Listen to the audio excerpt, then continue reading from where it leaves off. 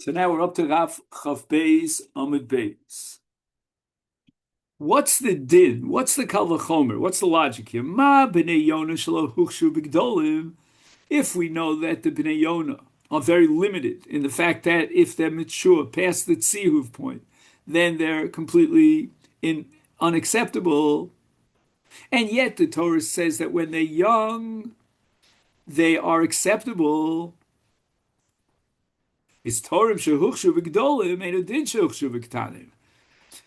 Torim have one up on it on Bnei Yonah because even when they're mature, they are kosher. And therefore, if Torim overextend themselves beyond Bnei Yonah, then for sure, as a young turtle dove, it should be kosher. Talmud Loma Torim, and therefore we need the miyud of Torim, Gdolim v'lo Ktan. Now we do it the other way around.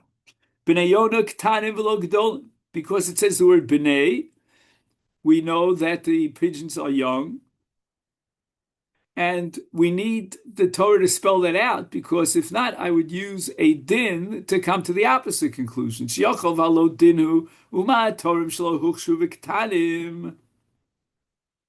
When we compare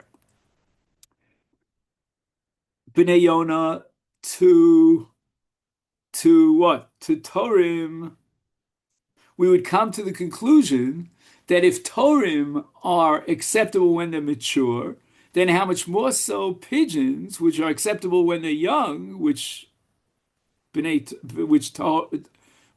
are not acceptable, is ma Torim shelo hukshu b'ktanim hukshu b'gdolim. So we see that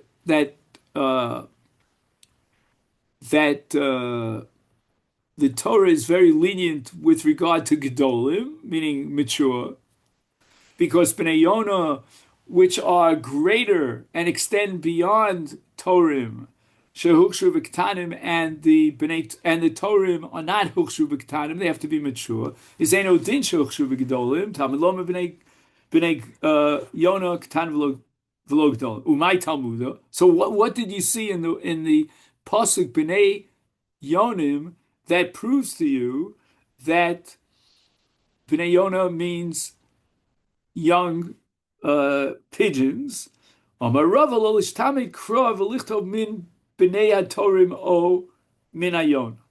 never find in the Torah anywhere where it says Bnei Torim. We never find in Yonim where it says Yonim without the additional adjective called Bnei. And what is the added adjective of Bnei with regard to Yonim teaching me? It's teaching me that they're young. Frekte Gemara Emo Bnei Yonah de Kosa Burachmona Bnei Ktanim in Gdom Lo. But Torim Iboy Gdolim Laisi Boy Ktanim Laisi. In the case of pigeons, the Torah calls them Bnei Yonah. And that's coming to, the adjective of Bnei Yonah is coming to tell you that's going to be young. But in the case of Torim, maybe the Torah left out the word Bnei to tell you that you have two options. That although in Yonim you don't have an option of the mature Yonah, but in the case of Torim, you have an option of the mature Torim. But certainly in Torim, you could bring an immature young. So the Gemara says, "Dum yud b'nei Yonah, ma b'nei Yonah k'tanim in gedolim lo, av Torim gedolim in k'tanim lo." In other words, the Gemara is now establishing that the addition of the word b'nei with regard to Yonim is coming to contrast Yonim with Torim. To say that just like in Yonim it's got to be b'nei Yonim, so too in Torim it's got to be mature turtle doves. Tana Rabbanan, we learned in the Brisa, Yachol you call it Torim v'chol b'nei Yonah ksherim.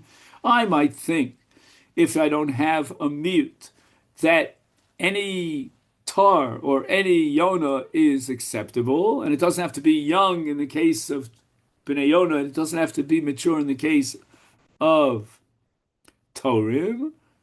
Talmud Lomer min ha-Torim. The Torah adds the word min, and min is a mute. Okay, let's read the pasuk. Pasuk says, "V'im min ha'of ola karban ola Hashem v'kriv min ha-Torim," o min b'nei Yonah. So min means amongst or from, but not all of them. V'lo kol Torah. Or min b'nei Yonah. The Torah again repeats the word min, from amongst the young pigeons, to teach you v'lo kol b'nei Yonah, to exclude more mature pigeons. Prat l'tchilas hatziyuv shebazeh ubazeh sheposel. Okay. Now, on this tchilas hatziyuv, we have a whole sugya. I'm praying to Hashem that we should understand that sugya. And it's not yet full tziyuv, meaning it's not yellow completely. It's the beginning of the yellow. And that's the in-between, I call it the Ben Hashmashos, the twilight zone between young and mature. And since, I'm going to say it this way, but later on the Gemara is going to say it a different way, that since we don't know whether Tchilas HaTziyuv is like Tziyuv, and therefore it's already mature, or maybe not, it's not like Tziyuv, and it's not mature, therefore we have to exclude Tchilas HaTziyuv in both the case of a pigeon and in the case of a turtle dove. Meaning if you took upon yourself a vow, a pledge, to be makriv an olah that's made of a Yonah, and this Yonah that you're bringing is already gotten to the stage of Tchilas HaTziyuv, so we really don't know, it might be considered Tziyuv, then you can't bring it and fulfill your obligation. Because we have to be choshesh that maybe it's already mature. And we turn it around upside down in the case we took a pledge for Torim, and he's got to bring a mature Tor, an adult turtle dove, and it's already at the point of Tchilas Tziyuv. Is that considered Tziyuv, and therefore it's already considered an adult? It might not be. And if it's not be, then it's still young and immature, and therefore you cannot bring it. But again, that's just a background to the sugya. When do we know for sure that it's reached maturity, and therefore if it's a tar, if it's a turtle dove, it's acceptable? Mishiyatzivu, when you have a full-fledged hatzava. Now here, he quotes Rashi, who says that the feathers of the body become large and reddish, and they shine like gold. So it's beyond that intermediate stage of Tchilas Tziyuv, and it's full-fledged maturity, and therefore it's acceptable. And then the flip side is that once it reached Mitziatzivu, and that's full-fledged maturity, therefore you cannot bring that pigeon. And Tani Yaakov Karcha, I don't know, I mean, he's not the only one with the name Karcha. I never understood how you could call someone a Karcha, which means he's bald. But anyway, and he brought a brisa. I don't remember Yaakov Karcha from any Gemara that we learned. Maybe I forgot. You have to do a word search. Anyway, Meimesai b'nei Yonik Sherim, Mishia Alalu. Okay, we'll soon see that this word Mishia Alalu is based on a pasuk in Tanakh. So Yaakov Karcha brings this brisa, and he himself interprets the brisa, namely that Bnei Yonah. Now, here we're going in the opposite direction, meaning a little chick that was just hatched is not yet kosher mizbeach. So until now, we've discussed in the case of Bnei Yonah the oldest point when they're still kosher, meaning when they reach that old point, they're pasul, they're unacceptable, and that's Mishiyatzivu. Now we want to know the minimum maturity. And that's what Hutani, this is what Yaakov Koch is going to explain, and it's based on a pasuk in Eov, and the pasuk says, Efracho Ya'alalu Dam. Now, what does Ya'alalu mean? Sounds like a sound, no? Ya'alalu. And that's how Rashi is going to learn it, that it really refers to a sound. But Tosfos quotes Menachem, and Menachem says that Ya'alalu means to swallow or to absorb. No, there's a certain point in the maturity of the bird when it swallows or absorbs the dam. The dam is now absorbed in the body. So we have to take biology 1.1 to understand this. But Rashi has another pshat, and he says that Ya'alalu is al, and that's the sound of swallowing a liquid. If I'm not mistaken, if I remember my poetry 1.1 from Brooklyn College, which is today one of the famous hotbeds of Hamas. Anyway, that time Brooklyn College was almost all Jewish, but I remember that I took poetry and there was something called onomatopoeia. Do you remember that? You know, where the word itself is pronounced in a way that it emits a sound that's reflective of the meaning of the word itself. Amos. And Abai is going to try to tell us if you need a simon, if you need to identify that the bird has already reached that young but mature, that first level maturity stage where it swallows or absorbs its blood, then michishamit gadfa mina v'asi doma.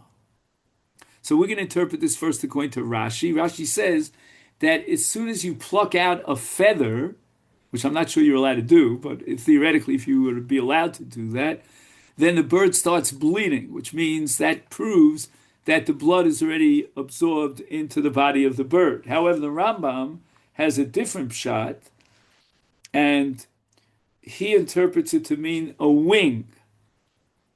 Not a feather, but a wing. So it could be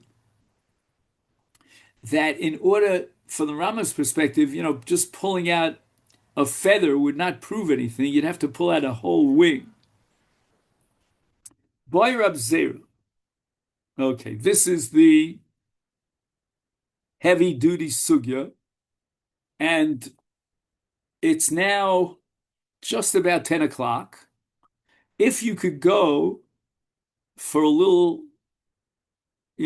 more time, at least another half hour, but maybe even slightly beyond that, I'm going to try to pull a fast one on you, and I'm going to try to fit in Chav Gimel as well. So that's up to you. I just that we have 2 days now of Yontif Shabbos. So anyway, Boy Rab Zera, a man says, Harei Ola min atorim o min b'nei Yonah. So in his pledge, he offered himself two options. Either he brings turtle doves or he brings pigeons for his korban olas nedova. Vehevi tchilas hatziyuv shebozeh v'shebozeh. Now, think of the logic of it. He brings, to fulfill his nedava, both a turtle dove and a pigeon. He only needs one of them. Both are at the stage of what we call tchilas hatziyuv. And if you remember, we didn't know whether tchilas hatziyuv is considered maturity or not. So Rabbi Zera asked, Mahu, if we use our brains a little bit, Mimanav Shakhi's Yotze. No matter how you define Tchilas Tziyuv, if you define Tchilas Tziyuv as maturity, it's like Tzahava, then he was Yotze is Chiyuv with the turtle dove. And if you're going to tell me no, it's too young, then it was Yotze is Chiyuv with the Bnei Yonah. But yet, Rabbi Zera vacillates about this. Why? Sveika havi v'nafak. If the pshat is that we don't know whether tchilas tzahav, we simply don't know. Only HaKadosh Baruch Hu knows in the heavens. We don't know whether this is considered maturity or not. Then, Mimanav Shalchi was Yotze, as we said before. Oh, Dilma, so what was the tzad in Rabbi Zera's vacillation when he thought that maybe he's not Yotze, even though he brought both a pigeon and a turtle dove at Tchilas Tzihuv? Oh, Dilma, Birya Havi Velo Nafik. Now we get to this concept called birya. I'm familiar with the concept of birya with regard to something called androgynous, or for example, koi, which is it's neither a chaya nor a behema. Or for example, ben hashmashos might be a separate bria. It's not yom and it's not laila.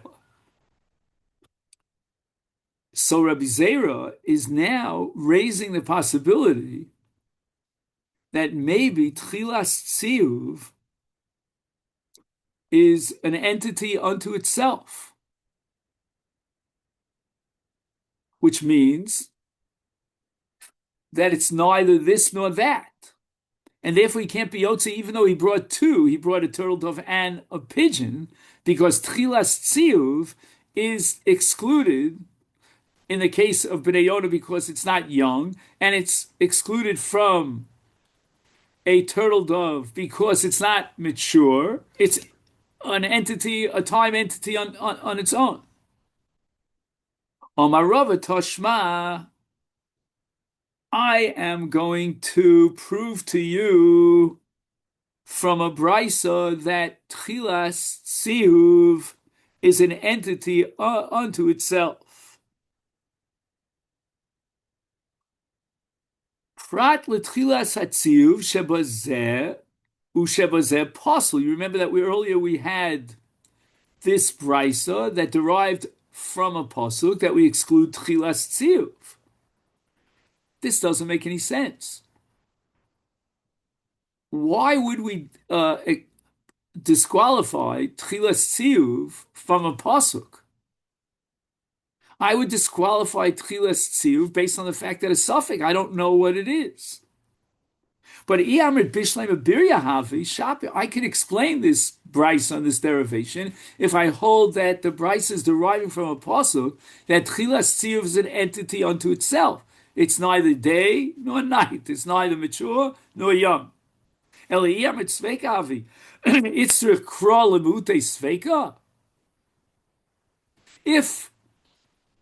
the Torah considers Tchilas Tziyuv as a suffix, we don't know if it's mature or if it's young.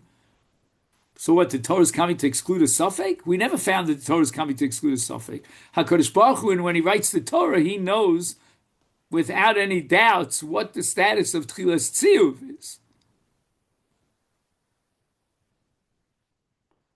And I think you could add another element into the equation. That logically we would know that you can't bring a bird at Tchilas Tziyuv because we don't know whether it's this or it's that. So why did the Torah have to exclude it?